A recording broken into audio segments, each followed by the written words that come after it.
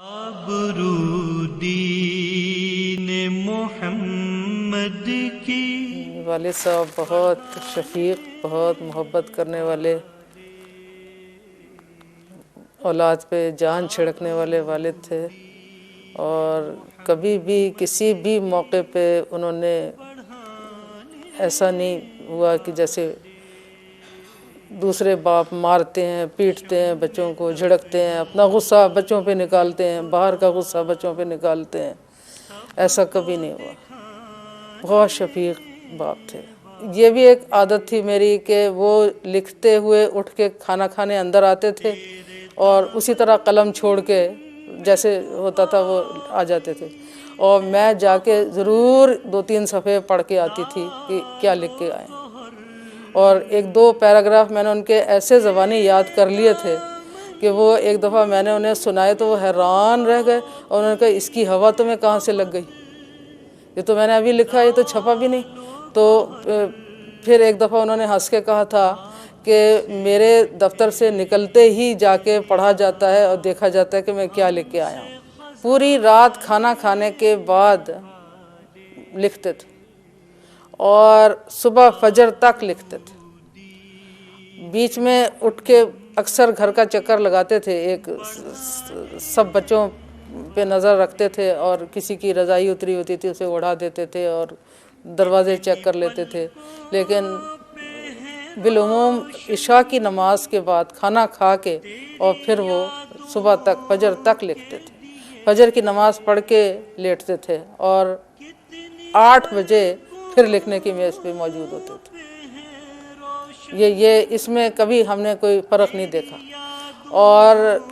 آخر عمر میں جب بہت جوڑوں کی تکلیف ہوئی تو انہوں نے یہی بات کہی کہ اب میری ہڈیاں مجھ سے انتقام لے رہی ہیں، اب میرا جسم مجھ سے بدلہ لے رہا ہے۔ میں ساری رات جاگتا تھا، میری آنکھیں سونا چاہتی تھیں اور میں انہیں جگائے رکھتا تھا، میری ہڈیاں آرام کرنا چاہتی تھیں، میرا جسم، میری کمر آرام کرنا چاہتی تھی، اور میں بیٹھا لکھتا رہتا تھا،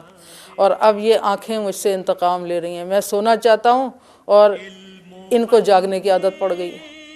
میرا دماغ مجھ سے بدلہ لے رہا ہے، میں چاہتا ہوں کہ یہ سوچنا بند کر دے اور مجھے نیند آ جائے، میں پرسکون ہو جاؤں، لیکن یہ سوچتا رہتا ہے، اس کو میں نے سوچنے کی عادت ڈال دی ہے، اور یہ ہڈیاں آرام کے لیے ترستی رہیں اور میں نے انہیں آرام نہیں دیا، اور اب یہ مجھ سے انتقام لے رہی ہیں۔ یہ انہیں بڑی حسرت تھی کہ وہ تفہیم الحدیث اسی طرح لکھیں جیسے انہوں نے تفہیم القرآن لکھی، بڑی ان کی آرزو تھی کہ تفہیم الحدیث لکھیں۔ اور جب بھی میں سعودی عرب جاتی تھی وہ مجھ سے ضرور یہ کہتے تھے کہ وہاں جا کے دعا کرنا کہ میں سیرت النبی مکمل کر سکوں۔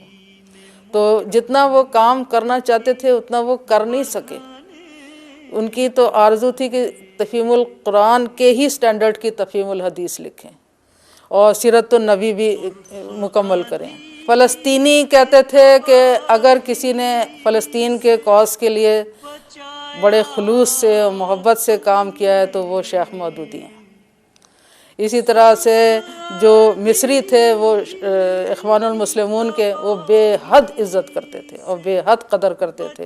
اور وہ کہتے تھے کہ سید قطب جو تھے وہ ابا جان کو المسلم العظیم کہتے تھے، اور انہوں نے اپنی کتابوں میں بھی کئی جگہ ابا جان کا حوالہ دیا ہے المسلم العظیم کے نام سے۔ تو اور اسی طرح سے جو شامی تھے وہ بے حد عزت کرتے تھے، اور شامی یہ کہتے تھے کہ مجھ سے کہتے تھے رفع اللہ رأسہ، اللہ تعالیٰ نے ان کو سربلند کیا ہے، ان کو عزت بخشی ہے۔ اور شامیوں نے مجھے کہا کہ ایک بار تم دمشق آ کے تو دیکھو کہ تمہارے باپ کو اللہ تعالیٰ نے کیا مقام دیا ہے۔ تب جا کے مجھے پہلی بار پتہ چلا کہ میرے والد کا کیا مقام ہے۔ وہ علم کا سمندر تھے، ان کی 1 گھنٹے کی یا آدھے گھنٹے کی بات چیت سن کے ہم لوگوں کو وہ علم حاصل ہو جاتا تھا جو لوگوں کو ساری رات کتابیں پڑھ کے بھی نہیں حاصل ہوتا۔ یہی وجہ ہے کہ ایک ہی سال میں میرے بڑے بھائی نے اور میں نے اکٹھے ہم نے امتحان پاس کیے تھے۔ میں نے ایم اے انگلش کیا تھا اور میرے بھائی جو مجھ سے 1 سال بڑے ہیں انہوں نے MBBS کیا تھا، اور جب ہم نے چھلانگیں لگائیں اور اچھلے اور کودے کہ ہم پاس ہو گئے اور ہم یہ ہو گئے ہم وہ ہو گئے، تو اس وقت ہماری اماں جان نے کہا تھا کہ آدمیت چیز ہے کچھ، علم ہے کچھ اور شے، لاکھ طوطے کو پڑھایا پر وہ حیواں ہی رہا۔ تو ہمیں بڑا افسوس ہوا اور ہم نے یہ کہا کہ ہماری تو قدر ہی نہیں ہوئی، ہماری تو عزت ہی نہیں ہوئی۔ تو ہماری والدہ کہنے لگیں کہ یہ جو 2-4 کتابیں رٹے لگا کے جو امتحان پاس کر لیے جاتے ہیں اور ڈگریاں حاصل کی جاتی ہیں، ان کی کوئی حیثیت نہیں ہے۔ یہ گھر ایک ایسے عالم دین کا ہے کہ ان جیسے صدی میں 2-4 پیدا ہوتے ہیں۔